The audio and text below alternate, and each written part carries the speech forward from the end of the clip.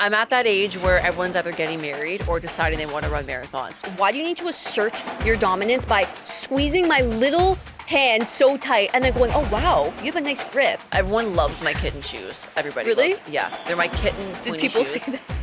That's a little bit rude.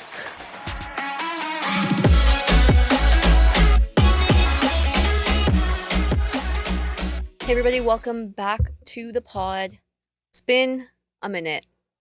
Yeah. It's been a minute. We have a new setup going. We're on 2 chairs instead of opposite sides of the table. You probably can't even really tell, but I'm more comfy. it's cozy. Yeah, it's more cozy, comfy. We're really trying to create a space where we're, like just talking with a group of friends, like Chill. chill, comfort, vulnerability is our 3 words of the year to describe the podcast. The year's done, like halfway done. Just keep saying for the year. Okay. So- yeah, it's been a long Okay. time because we were on a vacation. Was it really a vacation though? Like, yeah, it was. There's a lot that's been going on. An update is that we went on a very impromptu road trip. to Chicago. And it was fun. It was really fun. Why are we doing impromptu road trips to big cities? Because it was a work trip. It was a work trip for the podcast, okay? Because we are really trying to network and put ourselves outside of our typical like area. Like we're a podcast, right? We're not like selling things. We're not selling a product really. We're just providing entertainment and trying to create a community and like bring light to things that we care about, right? But sometimes, like we've been doing this podcast for 2 years now, and I feel like sometimes when you're in the same sort of space It's not been 2 years. It's been 4. Excuse Since It has COVID, not been- 2020. It wasn't 2020. It was 2022. Sorry, it was 2021. Sam, No, Fran, it was 2021. it was not. It was August of 2020. No, it wasn't. It was not. It was August of 2021. It wasn't 2020. We're gonna have to fact check and It's put it in here. 2021. Okay. I literally checked the other day. Are you sure? Yeah, I it's remember being 2021. in lockdown. August of 2021. Okay. There were still like restrictions. Okay. So we've been doing this for a couple years, and like we're really we want to step outside of our normal like space and challenge ourselves to talk to new people, meet new people, network, get content outside of the content that we typically do. And it was funny because we really did challenge ourselves. No, I just also like being with the same person for that amount of like you ran out of things. Like me and Sam were like at one point we're just literally not even talking to each other at dinner. People probably thought we were the most antisocial people. We didn't talk to each other at any dinner, really. Yeah, we did. When? We got drunk, we spoke. When did we get drunk? Okay. It's like we don't speak. No, we did speak. It was like We small do speak, talk, but you're though, not with your like, friends, so it's like fine. Like it doesn't matter. Yeah, it wasn't uncomfortable. Fran was talking about the fucking dog the whole time. I was like, holy shit. Like I literally want to die. But it was really fun. We did put ourselves outside our comfort zone, especially because it was just us two. Like it wasn't us with our boyfriends or like friends. Like we really just went for it. Yeah. Chicago is a city I honestly really Yeah, I was loved gonna say, it. let's debrief. I really liked being in Chicago. I liked the atmosphere. It didn't feel as busy as Toronto Or New York. or New York. It wasn't like everyone was like, "Oh, Chicago's dangerous." Like I didn't feel unsafe. We were literally walking once. in the middle of the night. We walked for like 8 hours a day in different like types of like areas. That's and, why like, I like Chicago, because like you can walk for like 5 hours, like not 5 hours straight, but like spend the day walking and like see so many different things. Well, you've done Toronto too. We just never done it. Like Yeah, but we I wouldn't just spend feel our like time the river walking. in Chicago just like really centralizes like it was very easy for me to Yeah, identify yeah. where things Everything's were. divided based on that river, which I don't know. I liked it a lot. The food was the best food I've had in like a long while. time. Really, really good food. Everyone seemed like friendly. Went to this one tiki bar one night. So when we talk about networking, and I'll get into this a bit more because I kind of want to touch into the aspect of travel more and how I've been like I have the urge to travel. But Well, before you get to this, just to wrap up the reason like what we did like in terms of work trip. yeah, so we were basically we're trying new foods, we're making content. Like our goal was to go there and like interview different local businesses. Unfortunately, we didn't do that. I think it just wasn't the right timing and logistics didn't really match up. In the future, would want to do that. But it was just like make content and like talk to people. And so we're like 2 days into the trip. The trip was 4 days and we haven't spoken to anyone. We're like, we're just making content, but who are we networking with? Like we're not influencers. Like we don't consider ourselves like, oh, let's take like we're not like that. We genuinely want to like portray what our podcast is about, which is like being vulnerable with people, talking to people, like how did you get to where you were, like what do you do, like you know what I mean, like really like give that off. But the imposter syndrome is real. Yeah, anyways, so we go to this tiki bar and we're just automatically, it's just me, like usually just me and Sam. I'm very like, I'm kind of not antisocial. I'm more shy. I'm actually shy when like I'm out in person. I'm very kept to myself. I was wearing a regular outfit in my opinion. I was wearing black jeans, black like kind of wide leg jeans with really pointy heels. They kind of look like witch shoes, but They were disgusting. I love They my look kitten. like flappers. No, everyone loves my kitten shoes. Everybody Really? loves. Yeah, they're my kitten Did pointy people shoes. say that to you? Yeah, actually, I've gotten a lot of compliments on them. And a vest, and like this, like I'm really into like the vests lately. So I was wearing a button-up vest, and my hair Yeah, was that slicked was back. nice. I've never done this hairstyle before, but it was like it was a half down like this, but slicked back, like kind of like Dracula looking, I guess. I don't know, but yeah, I look cute. I look trendy. I had a long leather trench. I looked like I was out of the Matrix, kind of. And this guy comes up to me, and he's like, "You dress very interesting." I was like, I'm not sure if that's a compliment or not. Whatever. We ended up talking to these people, this guy, but like, just we were just so shy. Like, No, we weren't. we were I don't like, think I was not shy. I I felt just shy. I felt like I don't want to be here. I felt like get away. I don't want to try. I'm not trying to be rude. I'm just being honest. Like my first instinct was like, stop talking to me. Like I just want to be with myself. But like, why is my instinct like that? We And I'm went. not a. Let me finish for Okay. a second. I'm not a rude person. Like I will talk to people. I want to like talk to people. But again, it was almost like an imposter syndrome. He was asking about the podcast. I like didn't really. I was giving him like one word answers. Like yeah, we're a podcast. Like I didn't know how to explain myself. I was kind of just getting like shy. And I'll bring it up now because it's relevant. Like when you travel, I do think travel is good for the soul. I think you find out a lot about yourself. I think you find out your strengths and your weaknesses. I think our strength is that, or my strength, but even yours, I think too, is we're very impromptu and like adventurous. Like we were down to like do random shit and try it out. Like we were down to walk to the bean and then walk like 8 hours a day. We're down We to did a random like research study at the psychology, University of Chicago. yeah, museum. Our day wasn't like planned to the T, which usually for me it is. So that was nice. I like It was very general. It was like, okay, we're gonna go to the West Loop today. We're gonna walk around. Then we'll eat out lunch. It was very. We still had a plan, but like it was very general, and like that's a type of like template you could say we want to take moving forward. Like we want to do a trip like this every quarter, where it's like just me and Fran. If Roman and Francie want to tag along, they can. But like we are for sure gonna go and like with the goal in mind, network, interview local businesses. I was gonna say, but a weakness I think is networking. Like that's what I've learned about myself is I've always been like this, even when it comes to networking on like LinkedIn or networking for like my professional career. Like I feel awkward AF to network, to reach out and be like, hey, let's have a coffee chat, to say who I am and what my professional background is and what I do for the podcast. That's my personal weakness. And I need to learn to step out of my comfort zone and do that and just like be more interpersonal, honestly, with people that I don't know, because I'm not. I've learned. If your goal is to go out and like our goal was to go out, network, talk to people, then like yeah, you gotta kind of like force yourself. But in real life, you don't need to force yourself to be social if you don't want to be. It's just that like for our podcast and the goals we had is like we were kind of like searching or like putting ourselves out there for opportunities that like would have came. It could have been anything. Like it could have just been when like, you think about travel, like everyone says travel is when you're going to grow, whether you're going to Chicago, Bali, Europe, wherever, like you'll grow in some sense. And like our intention, like our overarching intention was podcast. And we did like grow. We like learned things, like we got content. We learned that it's like easier to actually like do impromptu trips than not. Like people make it seem like such a big deal. But like I think for me, I can network, especially on like digital. It just comes to when people ask me about myself. Like, what do you do? I'm just like marketing. Like, yeah, what but do when you mean? when Like, we ask them, what do you do? I'm this and I'm this and I love this and I grow this and I but do you know this. what my thing is like when people say those things, I'm just like, you don't do all that. Like, I don't know. It just almost sounds fake. Like I'm a life coach, spiritual leader, embodying divorced parents that want to find their chakras. Yeah, but they're like they're passionate about it. I get and it. that's how they're selling themselves. Okay, And that we was that's a little bit rude. But we don't sell ourselves, I think, enough. I know. And that's the thing that I want to work on, because people will say that and like it actually sounds good. Maybe it's not real. Maybe they don't actually do that. They're over exaggerating. That's how they're selling themselves. That's their elevator pitch. We don't really have one. We're just like, we're podcasters.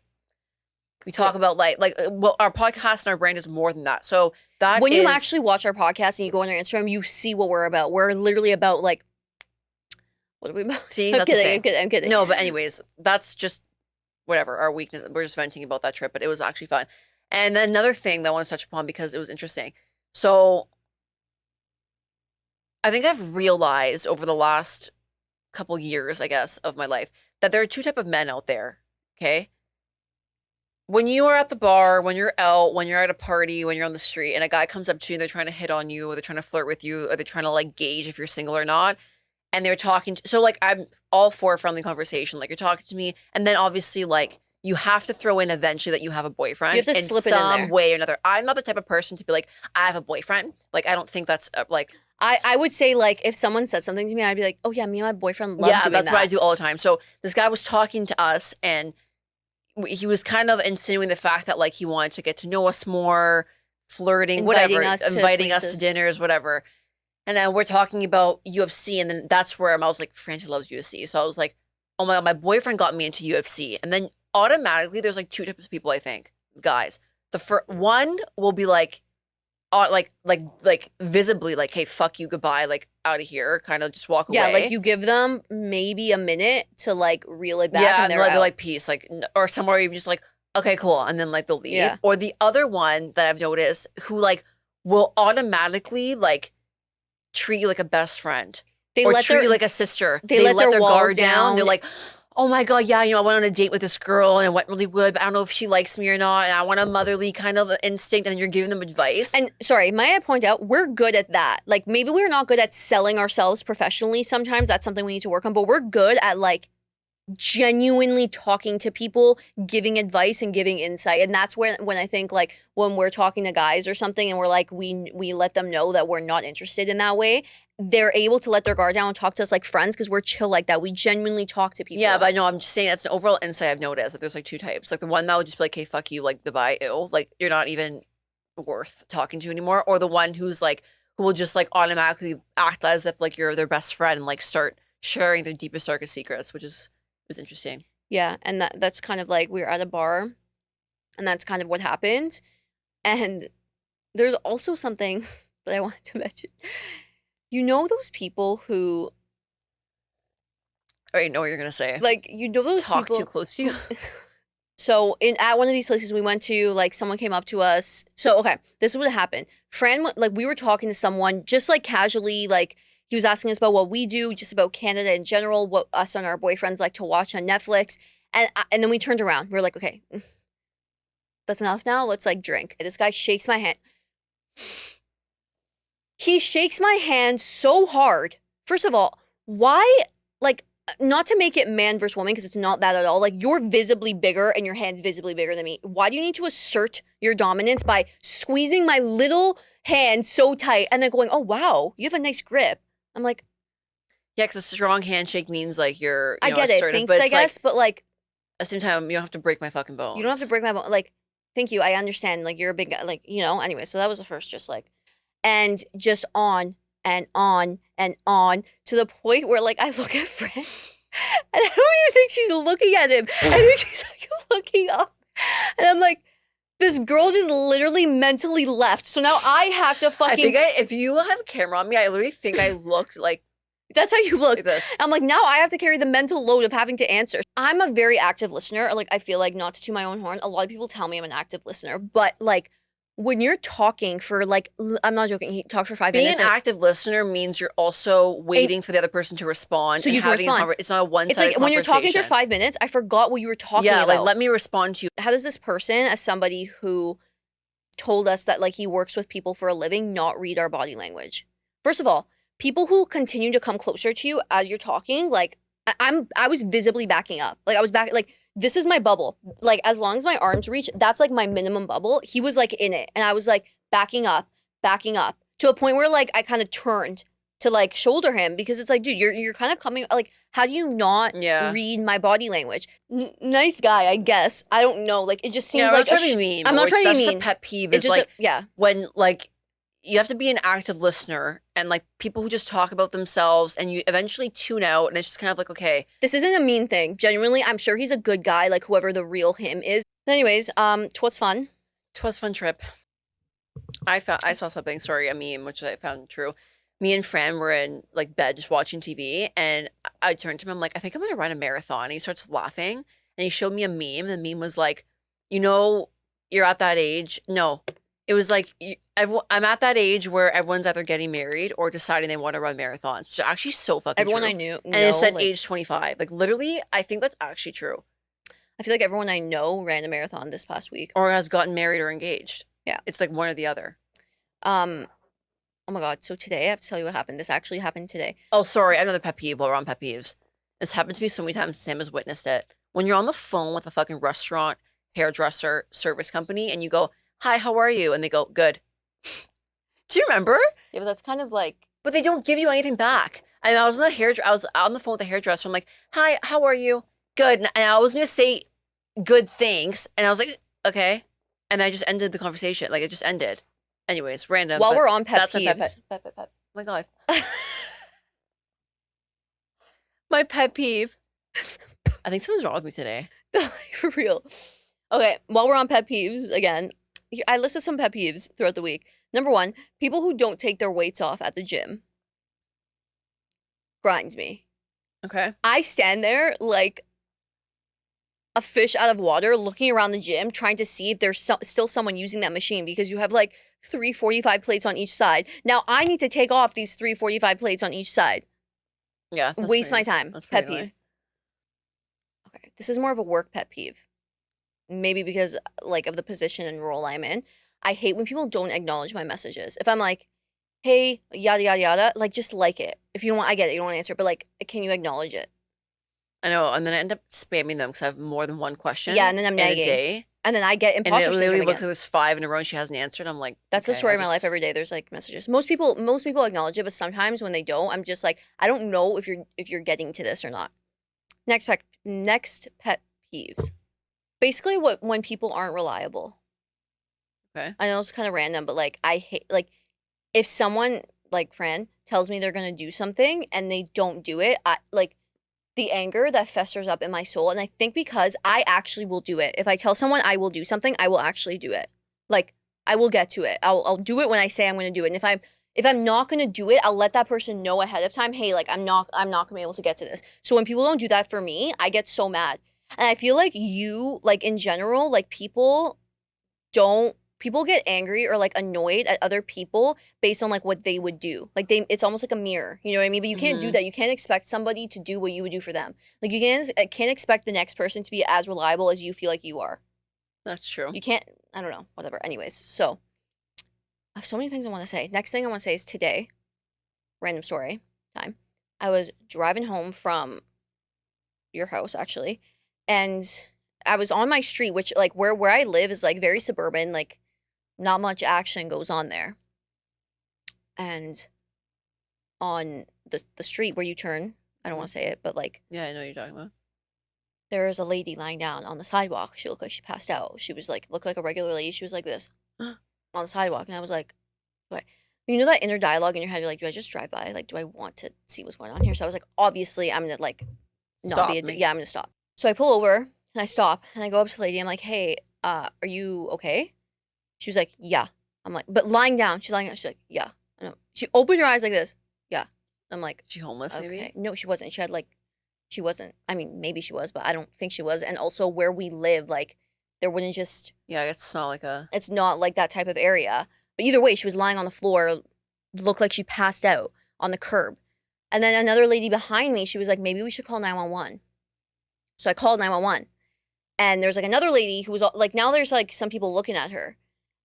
And I call 911, I call the ambulance, and then I'm sitting in my car and I'm looking at the lady, but I'm like, wait, I think she might be like intoxicated or like on drugs, like not actually passed out from anything. Like I thought she passed out, like had a heart attack or something, but I don't think that was the case. So she's like, now she's like looking like all like fucked up. And I was like on the phone, I was like, wait, I think she's actually like drunk. And they're like, oh, okay, is she an 80-year-old lady? I'm like, no, she was like a middle-aged lady. And then she was like, random question. She's yeah, an they're 80-year-old like, lady. no, they said we got a call about an 80-year-old lady passed out in that area on the curb. And I was like, okay, Heck. like 80. And then she was like, can you describe what she's wearing? And then I did. And she was like, yeah, that's the same lady. I'm like, she's not 80, but okay. Anyways, so the ambulance is like, okay, we're coming. Can you wait there? I was like, no, like I gotta go back to work. Like I gotta go home. And they're like, no, like, just wait till the ambulance comes. I was like, fuck me. So I'm waiting in my car. And I'm on my phone, just waiting, whatever. All of a sudden, a bang on my door. It's a fucking lady. It's the drunk lady. What'd you say? Her face looked scary. I didn't see her face when she was she looked like... Was she 80? No, she was not 80. I don't know who said she was 80. She was like our mom's age. Okay. Probably younger. She looked like that scary movie, The Nun. The Nun. In the scary movie, The Nun. That's how it looked like. She looked scary. Her lip was bleeding. And she was like at my door. She's like, open, open. I was like, no. I was like, no. I literally went You like said this. no? Yeah, I was like, no. My door wasn't locked. I guess she thought it was locked. She bangs on it. She's like, open. I was like, holy. You know when you need to lock your door and you can't find the fucking lock? I was like, oh my God, lock it. So I locked my door. I was like, no, no. And she walked away. And then the ambulance came. And then what did she want from you? I don't fucking know. And then the ambulance came, and then the other lady who called 911 too, because some lady before who lived there called. She was like, don't worry, you go back to work. I'll talk to the ambulance. And then I guess they followed her. I don't know what happened. It was kind of random. Pretty crazy for like Richmond Hill. Like, it's pretty wild. Surprised I was wasn't on the news or something. Crazy lady running around. So I want to talk about being in a lull or a rut. What's a lull? Like just like a lull, like there's like ups and downs, and like a lull is the down. I feel like in the last couple of weeks I've kind of been in a lull, and I get down on myself sometimes when I have these like depressed feelings or like I'm in this rut. But like I realized that life really is about like the lulls and not the lulls. Like you have to like go through this stuff to like experience the highs, you know, whatever. It's easier said than done. But something I realized about myself is that like when things feel like they're going really good in my life, whether it's like in my relationship, career, podcast, family, I'm always waiting. Like in those like good times, I'm always waiting for a ball to drop. I'm always waiting for like something in one of those areas, something to fucking happen. And then if something does happen, it's not necessarily bad or good. It's just a change that I didn't necessarily want or anticipate happening. Then I'm like, fuck, there it was. And then I'm in that lull because like I wasn't prepared for that change. And then I just realized like whether I'm in this lull or I'm like happy with my surroundings, I'm never actually truly happy because I'm either waiting for the ball to drop or I'm in this ball dropped era. Does that make sense? So I was reading I was listening to a podcast, and she was like talking about like how sometimes you go through these ruts and how you can actually identify tangibly that you're in a state of, I don't want to say depression. She said depression, but I don't know. I don't like to use that like word because I feel like it's a clinical term. Yeah. How to recognize when you're actually feeling down and tangibly stop the actions that are contributing to you feeling down. So these actions are things that you may not necessarily do regularly, but like because you're doing them, you're avoiding the reality of your life. So for example, some people will eat more or eat less, like stop eating. Some people will eat a lot more. They'll start binge eating.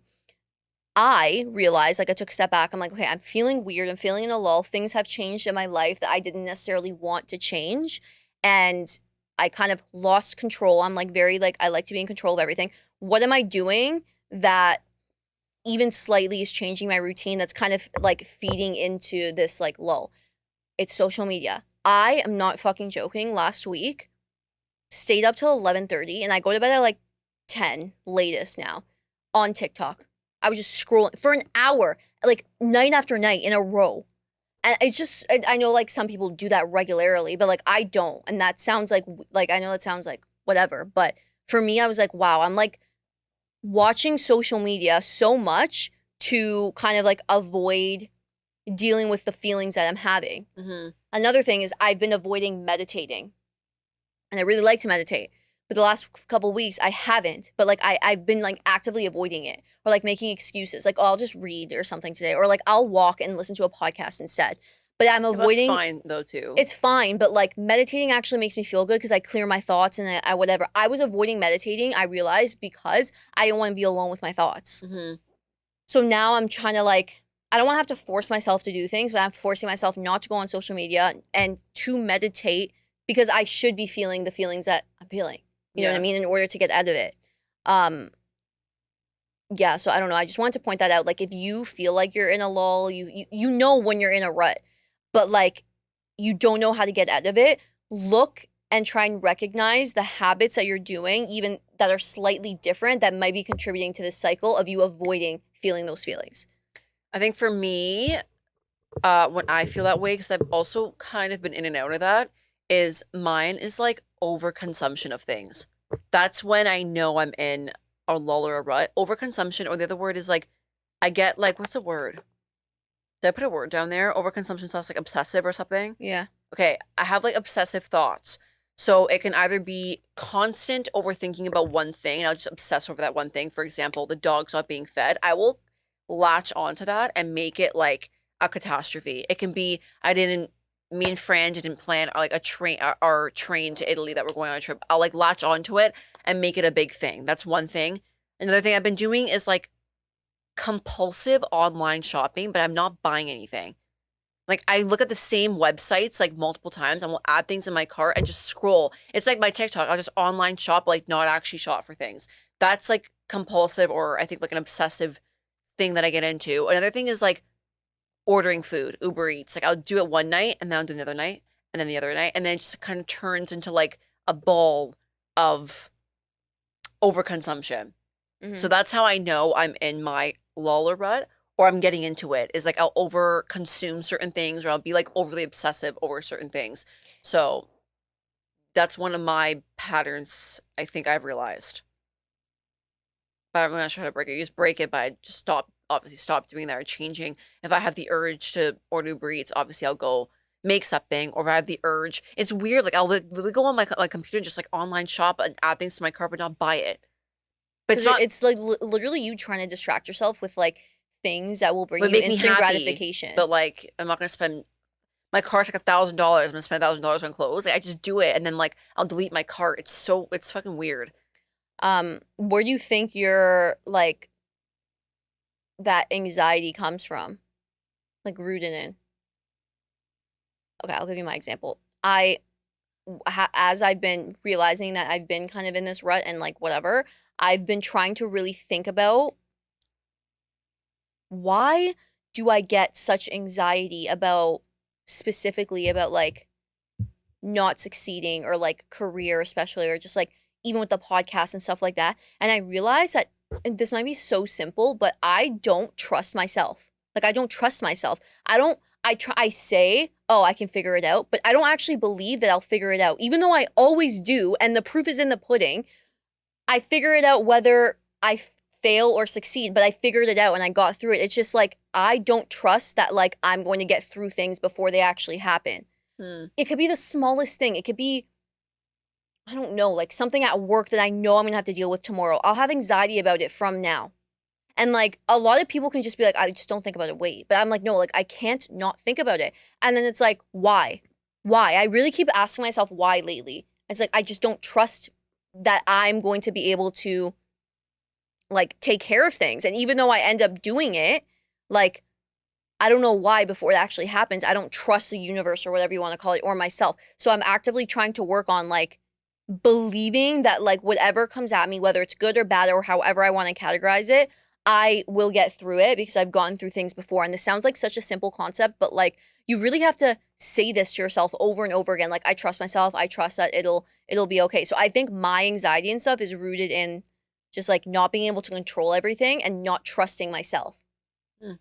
you know? I think mine has the sense of control too, but it's not that. I think mine is control.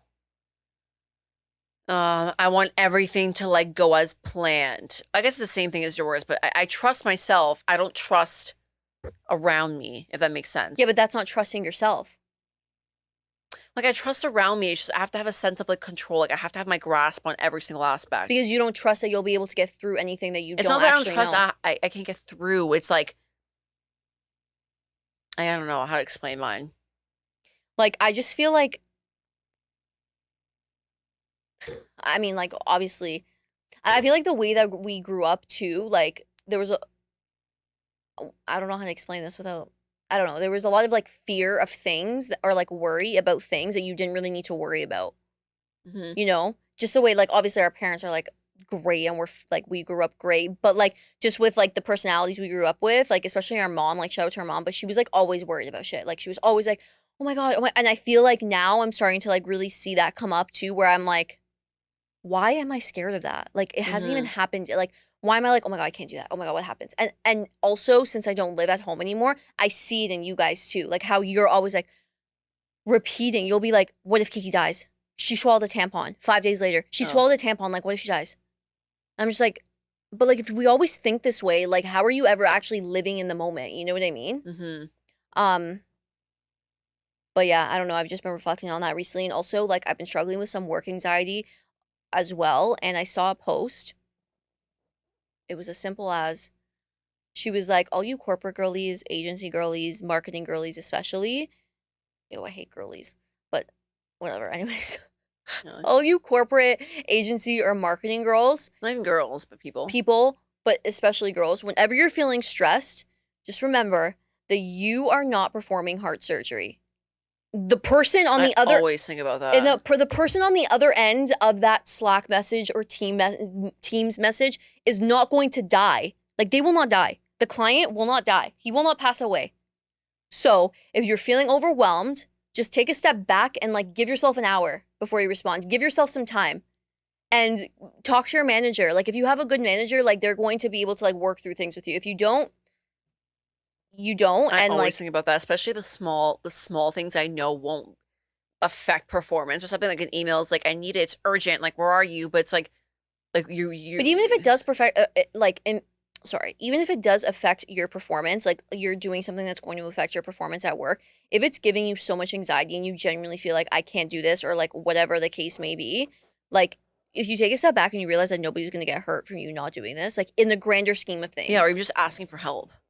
Like, don't be afraid to ask for help. Don't be afraid to like take a step back for a sec because I'm done feeling like overwhelmed and stressed and anxious for like small little things. Like it cannot take up any more space in my brain because I'm realizing like as I'm getting older that there's bigger things to worry about. Yeah, life's actually short. Like life is actually short. I've really like just I feel like it's true. Like it's annoying, but it's true that as you get older you realize that life is actually short. Last thing that I want to end with is another quote I saw. While being kind of like in this rut where I learned and realized some simple things about myself, aka learning that I need to trust myself more, learning that like relinquishing control isn't a weakness, it's actually a strength. I saw a quote that said, failures and struggles too often get swept under the rug, which makes them feel even more isolating and negative when we're hit by them. Can you repeat that? Failures and struggles too often gets, okay, in the context of like media or just like sharing things. People's failures and struggles too often get swept under the rug. Like nobody talks about them. No one really shares and no one's vulnerable about them, which makes them feel even more isolating and negative when we're hit by them. Yeah. So when I struggle or when I fail, because like there's not a lot of open conversation on social media, in the media in general, in the workplace, like anywhere about failures and struggles. And like people don't talk about these things, even on podcasts, like, which is what we're trying to do. When I experience like a failure or a struggle, it makes me feel like I'm alone and I'm like, fuck, you know? Yeah. So it's like, that's what we're also trying to do here. And our mission is just to be like, to share and be more vulnerable so that we can all kind of help each other, you know? Bridging the gap between where you started and where you are now and everything in between. That's kind of our vibe. Speaking of vibes, one thing that me and Sam love to do with our family, whether we're at the cottage, whether we're at a party with friends, Sam's wedding's coming up, an engagement, best believe we're going to be playing some games, is board games. I honestly think board games bring a sense of like community to anyone who's playing. Like I just love board games. I think it's just so like it enlivens like a childlike personality in you. It's very nostalgic. It keeps you off your phone, which I really like. Most of the time these board games really keep you off your phone and in the moment with the people around you. And we recently found one that we've been playing. We actually played it over the weekend. It's called Ducked Up, which is actually funny because I always type duck when I say fuck. Yeah. And It's like a play on words. It's ducked up, sorry, autocorrect. So we actually have the game here. Let me pull it up. So this is a game, Ducked Up. It's a board game, and what's really cool about it is each square is actually hand-drawn, and basically the objective of the game is to cross the finish line without getting too ducked up. And the last player to cross the finish line has to do an ultimate dare established by player one, which is awesome. So basically there's mini games within the mini game. You roll a dice, you land on a square, and you either get ducked up and take a shot, or you play truth or dare, would you rather, and or have to do some sort of action like take a piece of clothing off. So it's pretty risque, which I love a good risky drinking game. So I love this game because I feel like every time we get together with friends or family, we're trying to find an existing board game that we can play and then somehow drink and like take a drink if you lose or something. But with Ducked Up, you don't have to do that. And the unique game mechanisms in the actual game are good for either hard party goers. So like, I don't know if you guys are actually trying to get ducked up all night, like you play this game and it really helps with that. Or just like a casual caudy night, kind of like what we did with our family, really gets the buzz going, it gets everything fun. And like Fran said, the really unique graphics that were hand drawn and then digitally placed on the actual game are really cute. They're very unique, makes for like great aesthetic as well. So we love this game. So if you guys are interested in getting ducked up with Ducked Up, you can head over to our Instagram bio or their Instagram, where you can click on Kickstart campaign. So from there, you can either purchase a game for $40, get the initial game, start playing with your friends, or you can donate any amount of money of your choice to help kickstart this awesome product. The more money that you donate, the better your options and the better prizes you get. I feel like this is the perfect party game. I love how the instructions, like, it's not hard to read. They literally explain it to you in the most simplest terms, which, I mean, when you're ducked up, you don't want to read a whole bunch of instructions. So very, very fun. Thank you for sponsoring this episode, Ducked Up, and we are excited to play. Again, head over to the link in our bio, their bio, get ducked up. Go and get ducked up this weekend and use Ducked Up to help you out. You deserve it. You do deserve it. Anyways, guys, that wraps up our episode for this week. It was a ranty episode. I know. I feel like I was just spitballing random shit that's happened throughout the week, but I really need to get off my chest. So I'm glad I did. Like, share, subscribe to our YouTube. You know? Yeah, I forget about that sometimes. Yeah, I sometimes forget about YouTube, but subscribe to our YouTube. Follow us on TikTok because we post some other sort of content there as well. And thanks for watching. We also got some really exciting, we always say these new really exciting things, but videos coming up, so stay tuned. And yeah.